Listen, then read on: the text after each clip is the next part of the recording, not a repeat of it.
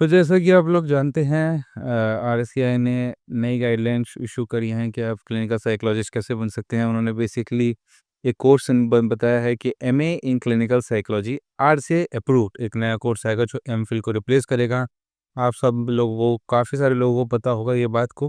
काफ़ी सारे लोग इस चीज़ से नाखुश हैं कि भाई एमए क्लिनिकल साइकोलॉजी तो पहले से ही एक कोर्स हुआ करता था। आप जिन्होंने वो कर रखा है तो एक वो लोग हो जाएंगे या फिर एक आरसीए अप्रूव्ड वाला अलग। तो मतलब थोड़ी और कन्फ्यूजन बढ़ जाएगी। एंड ये कोर्स वही कर सकते हैं जिन्होंने बैचलर्स में साइकोलॉजी करी हो 3 साल, मास्टर्स में करी हो 1 या 2 साल, डजेंट मैटर। फिर वो एमए क्लिनिकल साइकोलॉजी फिर से करें।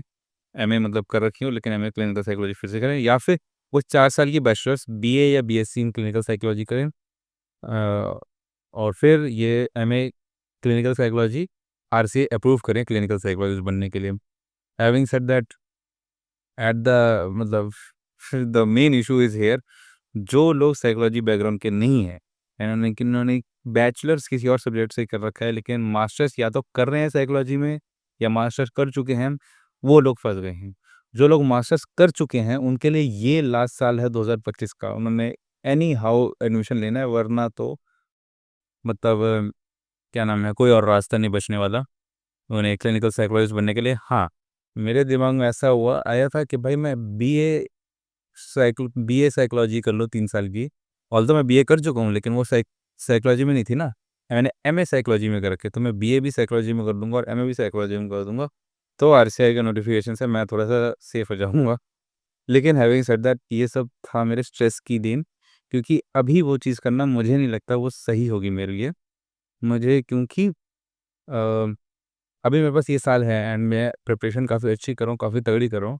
तो गवर्नमेंट नहीं तो प्राइवेट में तो 100% हो ही जाना है, ऑल्दो मेरा गवर्नमेंट में होने का एम है। सो अगर आप मास्टर्स कर रही हैं तो आई थिंक आप काउंसलिंग की तरफ बढ़िए, या फिर पोस्ट ग्रेजुएशन डिप्लोमा या advance diploma diploma in clinical psychology कीजिएगा लाइसेंस लेने के लिए। या फिर ऑफ कोर्स आपको बैक स्टेप्स हो सकते हैं लेने पड़े अगर आप क्लिनिकल साइकोलॉजिस्ट बनना चाहते हैं तो। बाकी पता नहीं है आरसीआई भाई, जो बंदे अभी जिन्होंने एडमिशन लिया हुआ है एमए साइकोलॉजी में और बैकग्राउंड साइकोलॉजी का नहीं है, वो कहाँ जाएगा। चलो जिन्होंने कर रखी है उनके पास एक लास्ट मौका तो है कम से कम।